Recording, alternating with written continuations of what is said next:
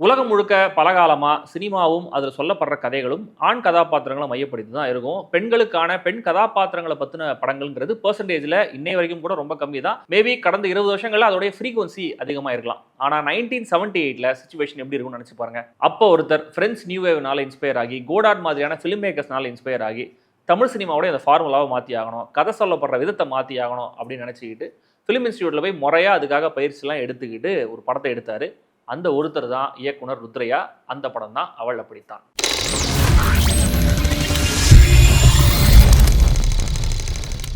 1978 தமிழ் சினிமாவுக்கு ரொம்ப முக்கியமான ஒரு பீரியட். ஏன்னா ரஜினிகாந்த், கமல்ஹாசன் 2 பேருடைய வளர்ச்சி அப்படிங்கிறது ப்ராப்பராக ஆரம்பமானது என்னை பொறுத்தவரையும் இந்த வருஷம் தான். ஏன்னா 76ல் அபூர்வ ராகங்கள் படம் மூலமாக ரஜினிகாந்த் ஆக்டராக டெபியூ பண்ணியிருந்தாரு. 77ல் 3 முடிச்சு படத்தில் நெகட்டிவ் ரோலை கலக்கியிருந்தாரு. ஆனால் ஒரு சோலோ ஹீரோவா அவர் எஸ்டாப்ளிஷ் ஆனது, ஹிட் கொடுத்தது 78ல் தான். பைரவி படம் மூலமாக அது நடந்துச்சு. கூடவே பிரியா, அப்புறம் முள்ளு மலரும், இந்த மாதிரியான படங்களும் அதே வருஷம் சூப்பர் ஹிட். இன்னொரு பக்கம் கமல்ஹாசன் ஆல்ரெடி எஸ்டாப்ளிஷ் ஆன ஒரு ஸ்டார்.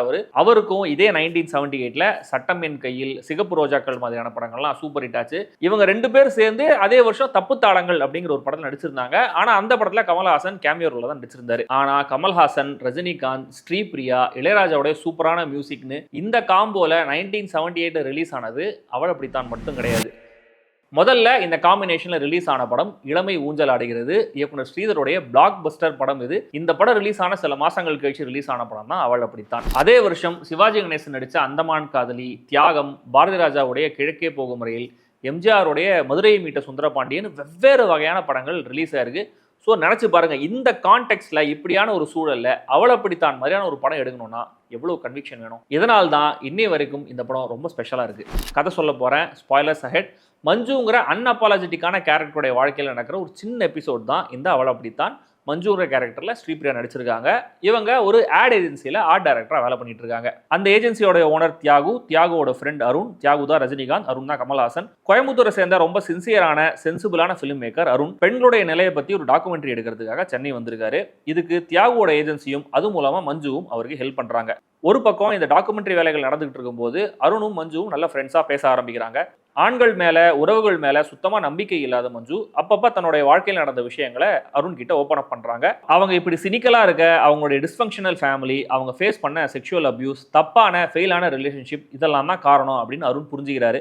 ஆனா மஞ்சுவோட இன்டெலெக்ட் அவருக்கு பிடிச்சிருக்கு. அவங்கள சின்சியரா லவ் பண்ணவும் ஆரம்பிக்கிறாரு. ஆனா மஞ்சுவோடைய திடீர் அக்ரஷன், ஹார்ஷான வார்த்தைகள் அவருக்கு குழப்பத்தை தருது. ஒரு கட்டத்துல எதுவுமே புரியாம மேற்கொண்டு இந்த ரிலேஷன்ஷிப்பை பர்சியூ பண்ண வேணாம் அப்படின்னு முடிவு பண்ணிட்டு ஊருக்கு போயிடுறாரு. அருணோட அப்பா சாக கிடக்குறாரு. அதுக்கு முன்னாடி பையனுக்கு கல்யாணம் பண்ணி வைக்க நினைக்கிறாரு. ஸோ ஊர்ல ஒரு பொண்ணை கல்யாணம் பண்ணிக்கிட்டு சென்னைக்கு திரும்ப வராரு அருண். இது தெரியாம அவங்கள ரிசீவ் பண்ண போறாங்க மஞ்சு. இதுதான் இந்த படம். சென்சார் கார்டுக்கு அப்புறம் படத்தோட டைட்டில் ஆரம்பமாகும் போதே நம்ம ஏதோ ஒரு புதுசான ஒரு படத்தை தான் பார்க்க போறோம் அப்படிங்கிற ஒரு அனுபவத்தை கொடுத்துருப்பார் ருத்ரையா. ஏன்னா டைட்டில் ஓடிட்டே இருக்கும்போது பேக்ரவுண்ட்ல கமல்ஹாசனுடைய வாய்ஸ்ல ரேண்டமா நிறைய விஷயங்கள் நம்மளுக்கு கேட்கும். விஷயம் தெரிஞ்சவங்களுக்கு ஏதோ ஷூட்டிங்ல அவர் ஏதோ பேசுறாரு போல இருக்குன்ற மாதிரி புரியும். ஆனா விஷயம் புரியாதவங்களுக்கு ஸ்பூன் ஃபீட் பண்ணணும்னு நினைக்கல இயக்குனர் ருத்ரையா. ஆக்சுவலா இந்த படம் மொத்தமுமே இப்படியான ஒரு ஸ்டைல்ல தான் இருக்கும். இந்த கதையோடைய செட்டிங்லயே உலக சினிமாக்களோட இன்ஃப்ளூயன்ஸ் அவருக்கு அதிகமா இருந்ததுங்கிறத நம்ம புரிஞ்சிக்க முடியும். ஒரு ஆட் ஏஜென்சி, அதுல ஒரு டாக்குமெண்ட்ரி ஃபிலிம் மேக்கர், அதுல ஒரு ஆர்ட் டைரக்டரா ஒர்க் பண்ற லேடி கேரக்டர், இதெல்லாமே ரொம்ப ரொம்ப புதுசு. அந்த காலத்திலேயே கம்யூனிஸ்ட் ஐடியாலஜிலையும் அவருக்கு ஸ்ட்ராங்கான நம்பிக்கை இருந்தது. இதனால தான் படத்தோட ஆரம்பத்திலேயே அந்த கமல்ஹாசன் கேரக்டர் கேமராவை பார்த்து, ஆடியன்ஸை பார்த்து ஒரு டயலாக் சொல்லுவாரு. கொஞ்சம் லெஃப்ட்ல தள்ளி இருக்கு. தென் அருண் கேரக்டரோட வீட்டில் இருக்கிற போஸ்டர், பணம் மட்டுமே என்னுடைய நோக்கம் இல்லைன்னு அருண் கேரக்டர் பேசுகிற ஒரு டயலாக். தென் அருண், மஞ்சு கேரக்டர்ஸ் 2 பேரும் கம்யூனிசம் பற்றி பேசுகிற ஒரு சின்ன எக்ஸ்சேஞ்சுன்னு இதில் எல்லாத்துலேயுமே அந்த கேரக்டரோட ஐடியாலஜி நமக்கு டேரெக்டாகவே தெரியும். ஆல்ரெடி இயக்குனர் கே பாலச்சந்தர் ஸ்ட்ராங்கான பெண் கதாபாத்திரங்களை மையமாக வச்சு படங்கள் எடுத்திருந்தாலுமே கூட அவள் அப்படித்தான் அதுலேருந்து வித்தியாசப்பட்டுச்சு. ஏன்னா முதல்ல இந்த கதை சொல்லப்பட்ட விதம் ரேண்டமாக ஒரு மிட் பாயிண்ட்லேருந்து ஆரம்பிச்சு ரேண்டமாக ஒரு இடத்துல முடிகிற மாதிரி தான் இருக்கும். அண்ட் கேபியோடைய படங்களில் கேரக்டர்ஸுக்குன்னு ப்ராப்பராக ஒரு எண்டிங் இருக்கும், ஒரு ரெசல்யூஷன் இருக்கும். ஆனால் இங்கே கேரக்டருக்கு ஒரு ப்ராப்பரான ஹாப்பி எண்டிங் கிடையாது, ஒரு ரெசல்யூஷன் கிடையாது. ஏன்னா அந்த கேரக்டர் ரெடம்ஷனை தேடல, அவங்க காம்ப்ரமைஸ் ஆகவும் ரெடியா இல்லை. அடுத்த ஃபேக்டர், இந்த படத்துல பேசப்பட்ட இந்த தீம்ஸ்ல இருந்த boldness, premarital sex, intimacy, betrayal, characters use பண்ற கெட்ட வார்த்தைகள், இந்த பவர் டைனமிக்ஸ், இப்படியான விஷயங்களை மஞ்சு கேரக்டர் மாதிரியே அன்அப்பாலஜெட்டிக்கா அப்ரோச் பண்ணியிருப்பாரு இயக்குனர் ருத்ரையா. அடுத்த ஃபேக்டர், வசனங்கள். இந்த ஸ்டைல வசனங்கள் அப்ப யாருமே எழுதல அப்படின்னு சொல்ல முடியாது. அகைன் பயனியர் இருக்காரு நம்ம கே பாலச்சந்தர். ஆனா இந்த படத்துல வசனங்கள்ல ஒரு அர்பன்னஸை ஃபீல் பண்ண முடியும். இந்த சிட்டி பிரெட் கேரக்டர்ஸ் பேசுற விதத்துல ஒரு மேட்டர் ஆஃப் ஃபேக்ட் டோன் ஒன்றும் இருக்கும். அதுவும் இந்த படத்துல வசனங்கள்ல யூஸ் பண்ணப்பட்ட சில வார்த்தைகளை எல்லாம் இப்போ யூஸ் பண்ணாலே சென்சார்ல கட் ஆகிறதுக்கு நிறைய வாய்ப்புகள் இருக்கு. She is a self-pitying sex doll bitch. ஸ்டாக்கான black and white tone, shadows, long takes, இந்த அருண் கேரக்டர் எடுக்கிற டாக்குமெண்ட்ரியே ஒரு வகையில் இந்த படத்துடைய கதைக்கு திரைக்கதைக்கு மெட்டா கமெண்ட்ரி மாதிரி இருக்கிற விதம்னு இதுலலாம் உலக சினிமாக்களுடைய தாக்கத்தை நம்ம ஃபீல் பண்ண முடியும். கண்டிப்பா அப்ப இருந்த தமிழ் சினிமாவுக்கு இதெல்லாம் ரொம்ப ரொம்ப ரொம்ப ரொம்ப புதுசு. இந்த டாக்குமெண்ட்ரியை எப்படி எடுக்கிறாங்க, யாரையெல்லாம் மீட் பண்றாங்க, அவங்க என்னெல்லாம் பேசுறாங்கன்னு அதை காமிக்கிற சீன்ஸே ரொம்ப ஃப்ரெஷ்ஷாக தான் இருக்கும். இன்ஃபேக்ட் நிஜமாவே கேண்டிடா காலேஜ் ஸ்டூடெண்ட்ஸ் கிட்ட ரோட்ல இறங்கி பைட்ஸ்லாம் எடுத்திருக்காரு கமல்ஹாசன் இந்த படத்துக்காக. இந்த ஃபிலிம் மேக்கிங் ப்ராசஸையெல்லாம் நம்மளுக்கு எது காமிக்கணும்? ஒன்று, அருண்கிற கேரக்டருடைய நோக்கம் என்ன அப்படிங்கிறது இது மூலமாக நம்மளுக்கு தெரிய வரும். இன்னொரு பக்கம் மஞ்சுங்கிற கேரக்டர் இதையெல்லாம் எவ்வளோ டிஸ்மிசிவாக பார்க்குறாங்க அப்படிங்கிறது நம்மளுக்கு புரியும். இப்படி ஒரு திரைக்கதையை இப்போ பார்த்தாலும் யூனிக்காக தான் இருக்குது. கேரக்டரைசேஷனா ஐடியலிஸ்டிக்கான அருண் ஒரு பக்கம், ஷாவினிஸ்டிக்கான தியாகு ஒரு பக்கம்னு ரெண்டு விதமான ஆண் கதாபாத்திரங்களை காட்டியிருக்காரு ருத்ரையா. தியாகு கேரக்டரில் ரஜினிகாந்தோடைய பெர்ஃபார்மன்ஸ் அனாயாசமான ஸ்டைல், டயலாக் டெலிவரின்னு லெஜெண்டரி. ஒருவேளை அன்னைக்கு இருந்த கமர்ஷியல் ஆடியன்ஸுக்கு தேவையான ஒரு கேரக்டரா இந்த கேரக்டர் அவங்க பிளேஸ் பண்ணியிருக்கலாம். அண்ட் அந்த தியாகு கேரக்டர் பேசுற நிறைய ப்ராப்ளமேட்டிக்கான வசனங்களை இப்பவும் ரீல்ஸ்ல கட் பண்ணி ஓட்டிட்டு இருக்காங்கன்னா அந்த கேரக்டர் எவ்வளவு பெரிய தாக்கத்தை கிரியேட் பண்ணிருக்கணும். இன்னொரு பக்கம் கமல்ஹாசனுடைய பெர்ஃபார்மன்ஸ் ஒரு நான் பெர்ஃபார்மன்ஸ்னே சொல்லலாம். சட்டிலான ஹானஸ்டான போர்ட்ரேயல். இந்த காலகட்டத்தில் கமல்ஹாசன் சோலோ ஹீரோவாகவே நிறைய படங்கள் நடிக்க ஆரம்பிச்சாரு. ஸ்டில் இந்த படத்தில் அவர் ஹீரோ கிடையாது. இன்ஃபேக்ட் அந்த மஞ்சு கேரக்டர் கிட்ட அவர் நிறைய இந்த படம் முழுக்க வாங்கி கட்டிக்கிட்டே இருப்பார். இருந்தாலும் இயக்குனர் ருத்ரையா மேல அவருக்கு இருந்த மரியாதை, நம்பிக்கையை தான் இது காட்டுது. எல்லாத்தையும் விட முக்கியமா மஞ்சுங்கிற கேரக்டர். மஞ்சுவுடைய தனிமைக்கு காரணம் அவங்களுடைய சாய்ஸஸ் தான். ஆனா அதை பத்தி எங்கேயுமே அவங்க ரெக்ரெட் பண்ண மாட்டாங்க. கோபமான குழப்பமான ஆள் தான், ஆனா அதை அவங்க ஓனப் பண்ணிப்பாங்க. அதுவும் கடைசியில சரிதா கேரக்டர் கிட்ட அவங்க கேட்கிற கேள்வி, அதுக்கு அவங்க சொல்ற பதில், அந்த பதிலுக்கு இந்த மஞ்சு கொடுக்குற ரியாக்ஷன், இதுவே அந்த கேரக்டர் என்ன யாருங்கறத சம பண்ணிடும். பொம்பளைங்க சுதந்திரத்தை பத்தி நீ என்ன நினைக்கிறேன்னு கேக்குறேன். அத பத்தி எனக்கு ஒண்ணும் தெரியாது. ரொம்ப சேஃப் ஆன்சர். அதான் நீங்க சந்தோஷமா இருக்கீங்க. ஸ்ரீபிரியா லிட்டரலி அவங்க வர ஒவ்வொரு சீனையும் ஓன் பண்றாங்க. ரொம்ப ஃபிரோஷியஸான கேரக்டர் தான், ஆனா சில சீன்ஸ்ல வல்னரபிளாவும் தெரியணும். இந்த மாதிரி ரேஞ்ச் ஆஃப் எமோஷன்ஸ்லாம் அவங்க ஈஸியா காட்டிடுவாங்கன்னு. ஆனா அவங்க கிட்ட இயல்புலயே அவங்க பாடி லாங்குவேஜ்ல அவங்க பேசுற விதத்துல ஒரு சர்க்காசம் ஒன்று இருக்கு. அதை இந்த படத்துல நிறைய இடங்கள்ல பார்க்க முடியும். மொழி புரிஞ்சு தெரிஞ்சு சொந்த குரல்ல எமோஷனோட டைரக்டர் சொல்ற அந்த சரியான மீட்டர்ல இப்படியான ஒரு பர்ஃபார்மன்ஸை டெலிவர் பண்ண இப்போ இந்தியாவில் தேடினாலும் ஒரு 2-3 நடிகைகள் தான் நம்மளுக்கு சிக்குவாங்க. அந்த வகையில் பார்க்கும்போது ஸ்ரீபிரியாவோட இந்த பர்ஃபார்மன்ஸ் ஒரு பீக். படத்துடைய திரைக்கதையை மிரர் பண்ற மாதிரி இருக்கும். இளையராஜாவோட இசை எங்க ஆரம்பிக்குது எங்க முடியுதுன்னு நம்மளுக்கு தெரியாது. அந்தந்த சீன்ஸ்ல டேரக்டர் சொன்ன எமோஷனை விட அவர் இன்டென்ட் பண்ண எமோஷனுக்கு ஸ்கோர் பண்ணியிருப்பார் இளையராஜா. ரொம்ப சட்டிலான ஒரு இன்விசிபிள் சப்போர்ட் இந்த படத்துக்கு இளையராஜாவோட இசை. 3 பாடல்கள் 3மே ரொம்ப நல்லா இருக்கும். அதுலயும் உறவுகள் தொடர் கதையெல்லாம் ஒரு சார்ட் பஸ்டர். இன்னி வரைக்கும் நிறைய பேர் அந்த பாட ஸ்டேஜ்ல பாடிட்டு இருக்காங்க. ஆனா இந்த 3 பாடல்களுடைய பிளேஸ்மெண்ட்டுமே படத்துல ரொம்ப ரேண்டமா தான் இருக்கும். அண்ட் இந்த ஒரு பாயிண்டோட இன்னும் சில விமர்சனங்களையும் நான் பேசலாம் அப்படின்னு நினைக்கிறேன். ஏன்னா என்ன மாதிரியே சில எதிர்பார்ப்புகளோட இந்த படம் பார்த்தவங்களுக்கு இதெல்லாம் தோணி நான் நினைக்கிறேன். இதுல முதல் விஷயம் டெக்னிக்கலா இந்த படத்துடைய மேக்கிங். அப்ப ஃபுல் ஃபிளெஷ்டா நிறைய பேர் கலர் படங்கள் எடுக்க ஆரம்பிச்சிட்டாங்க. ஆனா இந்த படம் பிளாக் அண்ட் ஒயிட் தான். ஏன்னா அதுதான் பட்ஜெட் கம்மி. கிரௌட் ஃபண்டிங் மாதிரியான பட்ஜெட் தான் இந்த படம் எடுக்கப்பட்டிருந்தது. ஆனா இந்த படத்துடைய கேமரா மூவ்மெண்ட்ஸ்ல இந்த பேன் பண்றதா இருக்கட்டும், ஜூம் இன் ஜூம் அவுட் போறதா இருக்கட்டும், எதுலயுமே ஒரு ஸ்மூத்னஸ் இருக்காது. ரொம்ப ரேண்டமா இருக்கும். அண்ட் ஷூட்டிங்ல மிஸ் பண்ணிட்டு கேரக்டர்ஸோடைய ஃபேஸ்ல திடீர்னு ஃப்ரீஸ் பண்ணி மைண்ட் வாய்ஸ் மாதிரிலாம் டயலாக் ஓடி இருப்பாங்க. இது ரொம்ப அமெச்சூரா இருந்தது பார்க்கும்போது. அப்போ நிறைய படங்கள்ல இந்த மைண்ட் வாய்ஸ் டெக்னிக்கை யூஸ் பண்ணியிருந்தாங்க.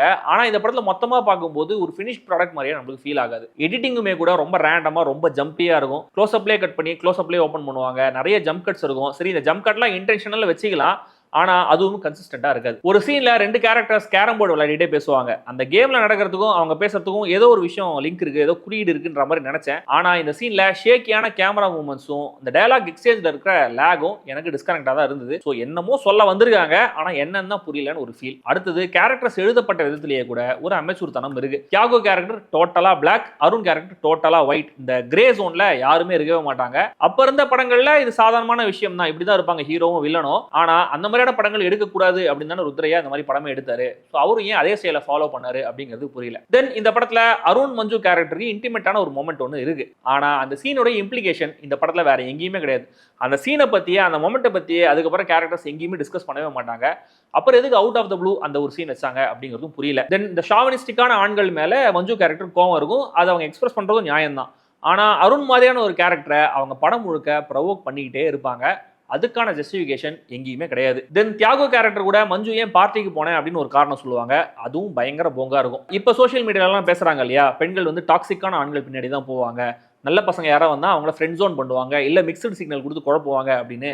அதுக்கான ஒரு 70s வெர்ஷன் தான் இந்த மஞ்சு கேரக்டரோ அப்படின்லாம் எனக்கு தோணுச்சு. கடைசியா இக்னரண்டா இருந்தாதான் ஹாப்பியா இருக்க முடியுன்ற மாதிரி இந்த கதை முடிக்கப்பட்ட விதம், அதுக்கு இந்த மஞ்சு கேரக்டர் ரியாக்ஷன், அதுக்கப்புறம் வர இந்த வாய்ஸ் ஓவர்லாம் பார்க்கும்போது அது இந்த கேரக்டருடைய வெறுப்பை காட்டவா இல்லை வேற ஏதாவது காரணமா அப்படிங்கிறது எனக்கு புரியல. ஆனா இந்த மாதிரியான இன்கன்சிஸ்டன்சிஸ் எல்லாத்துக்குமே ஒரு ஜஸ்டிஃபிகேஷன் இருக்கு.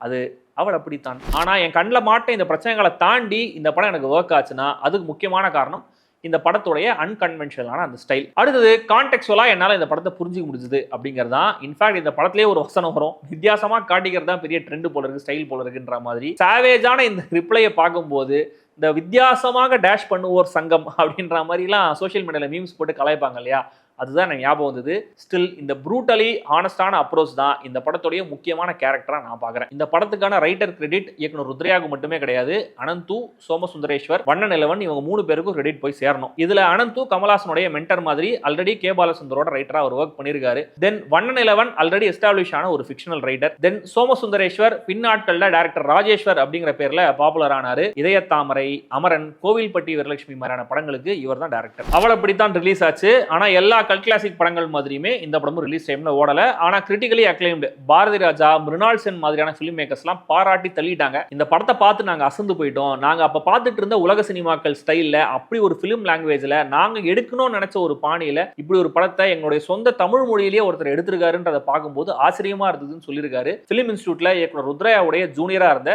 சினிமாகிராஃபர் பிசி ஸ்ரீராம். சாட்லி இயக்குனர் ருத்ரையா இதுக்கப்புறம் ஒரே ஒரு படம் தான் எடுத்தாரு. 2 வருஷங்கள் கழிச்சு அவர் எடுத்த அந்த படம் தான் கிராமத்து அத்தியாயம். ஆனா அந்த படமும் ஓடல. அவள் அப்படித்தான் படத்தோடைய கிரிட்டிக்கல் அக்ளைமே இயக்குனர் ருத்ரையாவுக்கு ஒரு பிரச்சனையாகவும் போச்சு. ஏன்னா அதுல இருந்து மீண்டு வர்றதுக்கு அவருக்கு கொஞ்சம் டைம் ஆயிடுச்சு. தென் மஞ்சு கேரக்டர் மாதிரி தான் ருத்ரையாவும் கூட எதுக்கும் வளைஞ்சு கொடுக்காத ஐடியலிஸ்டிக்கான விஷன் இருக்கிற ஒரு ஃபிலிம் மேக்கர். ஆனா இந்த கேரக்டரே அவருக்கு சாபமாகவும் போச்சு. ஏன்னா அப்ப இருந்த ஃபிலிம் இண்டஸ்ட்ரி இந்த மாதிரியான விஷயங்களுக்குலாம் தயாரா இல்லை. அந்த பீரியட்ல கமல்ஹாசனை வச்சு ராஜா என்னை மன்னித்து விடுன்னு ஒரு படம், தென் வேற ஒரு டீமோட உண்மையை தேடின்னு ஒரு படம், தென் TXT7 அப்படின்னு ஒரு ரோட் மூவி, இதுக்கு சுஜாதா ரைட்டர். தென் வண்ணநிலவன் எழுதின நாவல் கடல்புறத்தில் அப்படிங்கிற அந்த நாவலை பேஸ் பண்ணி ஒரு படம். தென் சிவாஜி கணேசனை ஹீரோவா வச்சு பீஷ்மர் அப்படின்னு ஒரு படத்தை ப்ரொடியூஸ் பண்ணவும் ட்ரை பண்ணியிருக்காரு ருத்ரையா. ஆனா இது எதுவுமே அவருக்கு ஒழுங்கா மெட்டீரியலைஸ் ஆகல. அவருடைய கடைசி நாட்கள்ல கூட கௌதம்னு இன்டர்நேஷனல் கொலாபரேட்டட் ப்ராஜெக்ட் மாதிரி ஒன்று அசம்பிள் பண்ண ட்ரை பண்ணியிருக்காரு. ஆனா அதுவுமே கூட சாத்தியப்படலை. இயக்குனர் ருத்ரையா எப்படிலாம் வாழ்ந்தாரு, எந்த மாதிரியான படங்கள்லாம் எடுக்க ட்ரை பண்ணாரு அப்படிங்கறத தெரிஞ்சுக்கும் போது ஒரு இன்ட்ரெஸ்டிங்கான, ஃபேசினேட்டிங்கான, பயங்கர டேலண்டடான ஒரு ஃபெயில்டு ஆர்டிஸ்டோடைய பயோபிக்கை பார்க்குற மாதிரி இருந்துச்சு. எல்லா படங்களுமே ஒரு இயக்குனுடைய பர்சனாலிட்டி என்ன அப்படிங்கிறத காமிக்கிற கைட் மாதிரி இருக்காது. ஆனா இந்த அவளப்படித்தான் பார்க்கும்போது ருத்ரையாங்கிற ஃபிலிம் மேக்கர் எப்படிப்பட்டவர் அப்படிங்கிறது நம்மளுக்கு நல்லாவே புரியும். இந்த படத்தை நீங்க பார்க்கணும்னு நினைச்சீங்கன்னா ரொம்ப ஈஸி, யூடியூப்ல நிறைய வெர்ஷன்ஸ் இருக்கு, பார்க்கலாம். ஆனா இந்த படம் அடல் சொல்லி அதை ஞாபகம் வச்சுக்கோங்க. ஏதோ ஒரு நல்ல பிரிண்டை செலக்ட் பண்ணி பாருங்க. அண்ட் இந்த படத்தை பத்தின உங்களுடைய தாட்ஸ் என்ன அப்படிங்கிறத கமெண்ட்ஸ்ல ஷேர் பண்ணுங்க. நாம் மீண்டும் சந்திப்போம்.